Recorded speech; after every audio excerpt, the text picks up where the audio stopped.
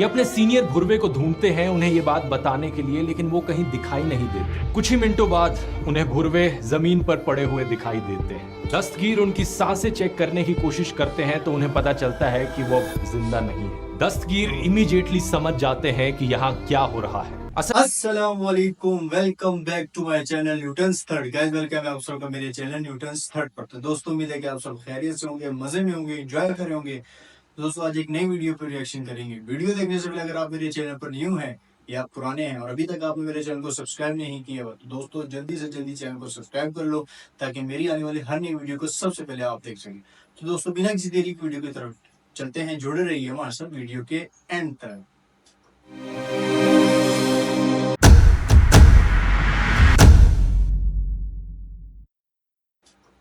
तो गाइज ये एक इंडियन यूट्यूबर है ध्रुव राठी। आप सब जानते होंगे, मुझे बताने की ज़रूरत नहीं है। ये इनकी एक वीडियो है द भोपाल गैस लीक। अच्छा जी, इनकी जो मतलब कि एक रिसर्च होती है ना, और जो इनकी वीडियोस होती है ज़बरदस्त होती है। तो चलो जी बिना किसी देरी की वीडियो को स्टार्ट करते हैं। तो चलो जी वीडियो को स्टार्ट करते हैं।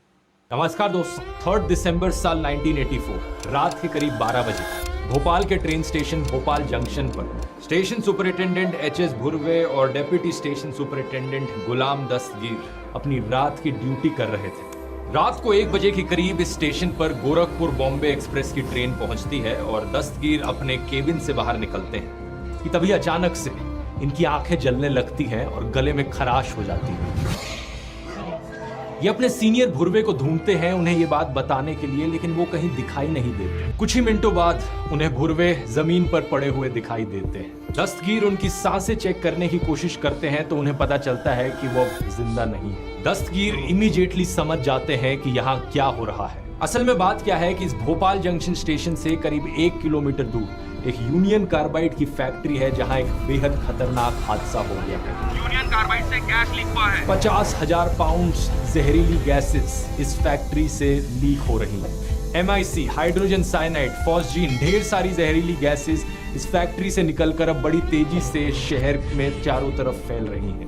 स्टेशन पर अब सबसे सीनियर मोस्ट आदमी दस्तगीर ही हैं। ये डिसाइड करते हैं कि गोरखपुर बॉम्बे एक्सप्रेस की ट्रेन को अपने स्केड्यूल डिपार्चर के समय से पहले ही निकालना होगा। प्लान के अनुसार ये ट्रेन अभी 20 मिनट और इस स्टेशन पर खड़ी रहनी थी। ट्रेन के सभी पैसेंजर्स ने अपनी खिड़कियां बंद कर रखी थी और दस्तगीर नहीं चाहते थे कि ट्रेन में बैठे लोगों को कोई खतरा पहुंचे। इसके लिए वो अपना प्रोटोकॉल तोड़ देते हैं। वो स्टेशन स्टाफ से कहते हैं कि ट्रेन को डिपार्चर के लिए क्लियर किया जाए और वो इस प्रोटोकॉल को तोड़ने की पूरी जिम्मेदारी खुद लेते हैं अपने सर पर। इसी बीच देखने को मिलता है कि स्टेशन पर लोगों की भीड़ लगती जा रही है। जब यह हादसा हुआ ज्यादातर लोग अपने घरों में रात में सो रहे थे। लोगों को सांस लेने में तकलीफ होने लगी तो कुछ लोग जिनके पास अपनी गाड़ियां थी वो गाड़ियों में बैठे और शहर से दूर जाने लगे। दूसरी तरफ जिन लोगों के पास अपनी गाड़ियां नहीं थी उनमें से बहुत से लोग स्टेशन पर आकर इकट्ठे होने लगे। वो नहीं जानते थे क्या किया जाए। भोपाल जंक्शन पर भीड़ धीरे धीरे बढ़ती जा रही थी। चारों तरफ लोग खांस रहे थे, रो रहे थे और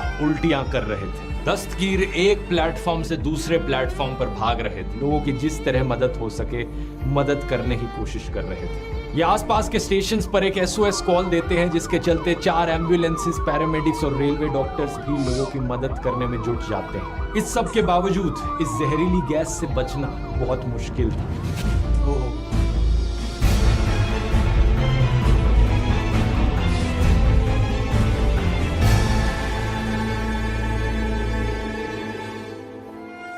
जहां एक तरफ कुछ लोग अपने घरों से बाहर निकलकर रेलवे स्टेशन तक पहुंचे थे तो दूसरी तरफ उससे भी ज्यादा लोग हॉस्पिटल्स की ओर भागे। जाहिर सी बात है, रात को सोते सोते अगर आपकी आंखें जलने लगेंगी, सांस लेने में तकलीफ होगी तो आप हॉस्पिटल जाओगे। लेकिन प्रॉब्लम ये थी कि ना तो रेलवे डॉक्टर्स को ना ही हॉस्पिटल के डॉक्टर्स को पता था कि यहाँ क्या हो रहा है। उन्होंने ऐसे सिम्टम्स लोगों में कभी पहले नहीं देखे थे। वो नहीं जानते थे कि लोगों को क्या बीमारी हो रखी है और उसके पीछे क्या कारण है। यूनियन कार्बाइड की फैक्ट्री से करीब 3 किलोमीटर दूर था भोपाल का हमीदिया हॉस्पिटल। उन दिनों इस हॉस्पिटल में करीब 1200 बेड्स की कैपेसिटी हुआ करती थी। रात के करीब 1:15 बजे इस हॉस्पिटल में पहला पेशेंट पहुंचता है जो कंप्लेन करता है कि उसकी आंखों में इरिटेशन हो रही है और इसके सिर्फ 5 मिनट बाद 1000 से ज्यादा लोगों की भीड़ लग जाती है इस हॉस्पिटल में। कुछ डॉक्टर्स इस यूनियन कार्बाइड फैक्ट्री की कंपनी से पता करने की कोशिश करते हैं कि क्या हुआ है, लेकिन वहां से गलत इंफॉर्मेशन इन्हें मिलती है। कंपनी के मेडिकल ऑफिसर एलडी लोया डॉक्टर्स को बताते हैं कि ये गैस पॉइजनस नहीं है, पेशेंट्स की आंखों में बस एक गीली पट्टी बांध दो, उससे सब ठीक हो जाएगा। इसी बीच superintendent of police Swarajpuri control room में जाते हैं और देखते हैं कि उनका सारा स्टाफ जोर जोर से खांस रहा है और अपनी आंखें मल रहा है। समय था रात के 1:25। वो इस कार्बाइड की फैक्ट्री में फोन लगाते हैं। 2 फोन कॉल्स पर उनको जवाब मिलता है एवरीथिंग इज ओके, सब सही है। लेकिन जब वो तीसरी बार फोन कॉल लगाते हैं तो उन्हें जवाब आता है, हमें नहीं पता क्या हुआ है यहाँ पर sir, we don't know what has happened. रात को 2:10 हॉस्पिटल में पेशेंट्स की संख्या 4000 के करीब पहुंच चुकी थी। भोपाल जंक्शन स्टेशन पर अपनी अलग ही हड़बड़ी मची हुई थी। दस्तगीर गोरखपुर बॉम्बे एक्सप्रेस को स्टेशन से रवाना कर चुके थे, लेकिन अब लोगों की मदद करना मुश्किल होता जा रहा था। इन्हें बाद में पता लगता है कि इनके सीनियर एचएस भुर्वे एक दूसरी ट्रेन को भोपाल से निकालने का इशारा देते हुए मारे गए। इनके सीनियर ने भी ट्रेन को कहा था, इस प्लेटफॉर्म पर मत रुको, आगे चलते जाओ, आगे चलते जाओ। गुलाम दस्तगीर, उनकी पत्नी और उनके 4 बच्चे भोपाल के पुराने शहर में रहते थे, जो कि सिर्फ 3 किलोमीटर दूर था इस यूनियन कार्बाइड की फैक्ट्री से। लेकिन दस्तगीर अपने घर वालों के बारे में सोचकर भागते नहीं हैं। वो स्टेशन पर डटे रहकर लोगों की मदद करते रहते हैं। जो भी ट्रेन स्टेशन से गुजरती है उसे कहा जाता है रुको मत, आगे चलते रहो। दस्तगीर के कोलीग मंजूर अहमद खान उन लोगों में से थे जो भोपाल से निकलने के लिए स्टेशन पहुंचते हैं। अपने पूरे परिवार के साथ ये स्टेशन आते हैं रात के करीब 3 बजे।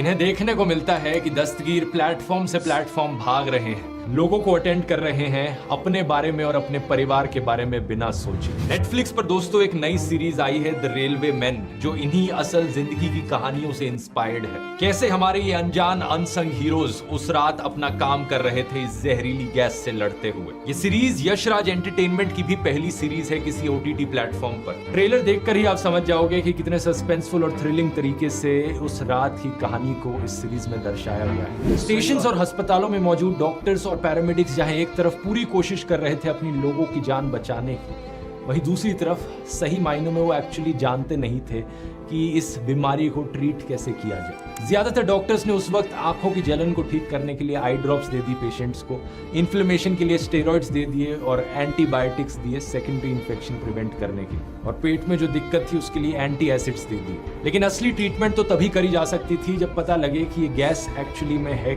क्या ये MIC है, फॉस्जीन है या कोई और हाइड्रोजन साइनाइड जैसी गैस है। डॉक्टर्स को पहले लगा कि ये फॉस्जीन पॉइजनिंग है। ऐसा इसलिए क्योंकि हादसे से एग्जैक्टली 3 साल पहले ऐसा एक और हादसा हुआ था इस सेम यूनियन कार्बाइड की फैक्ट्री में। दिसंबर 1981 की बात है। इस फैक्ट्री में काम करने वाले अशरफ मोहम्मद खान की मौत हुई थी फॉस्जीन लीक की वजह से।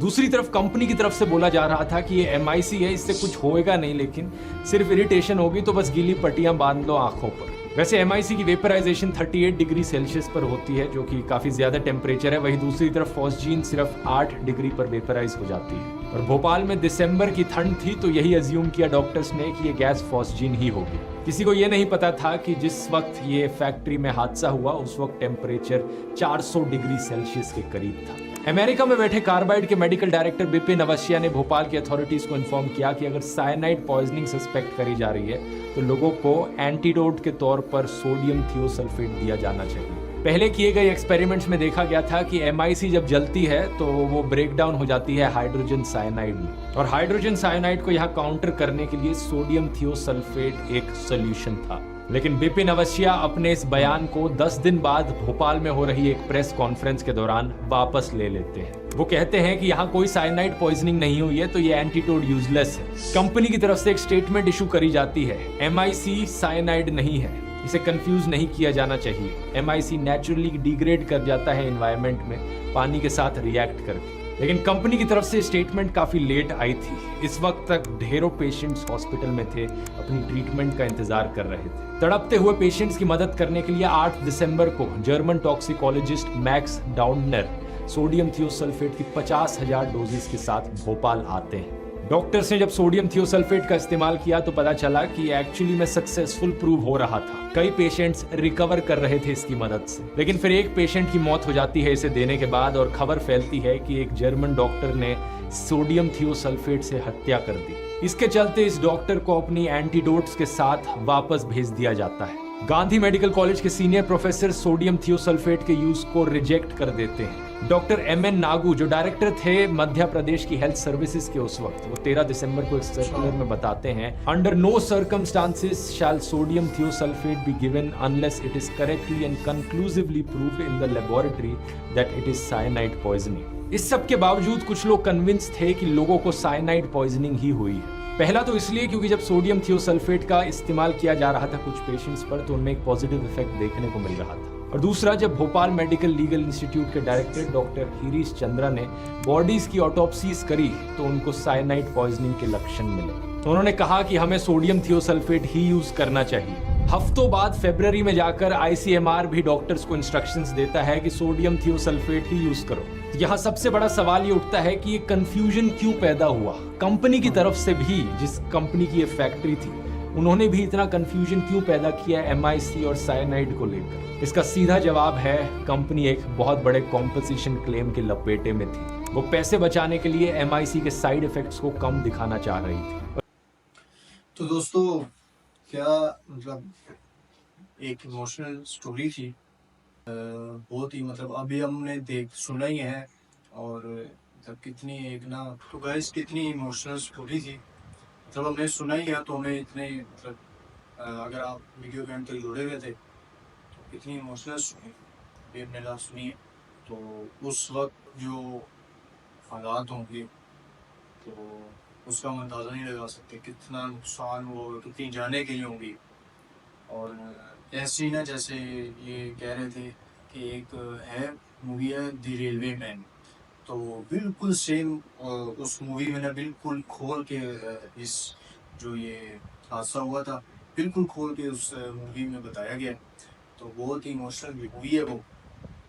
अगर आप देखना चाहते हैं तो ज़रूर देखें। मैं तो कहता हूँ बहुत मज़े की मूवी है, वो देखें और मज़ा आएगा आपको। अगर आपको वीडियो में मज़ा आया तो यार कमेंट सेक्शन में बता दो। और अगर आप मेरे चैनल पर न्यू हैं या पुराने हैं, अभी तक आपने मेरे चैनल को सब्सक्राइब नहीं किया हुआ, तो जल्दी से जल्दी चैनल को सब्सक्राइब कर लो ताकि मेरी आने वाली हर नई वीडियो को सबसे पहले आप देख सकें। तो दोस्तों मिलते हैं नेक्स्ट वीडियो में, तब तक के लिए अल्लाह हाफिज़।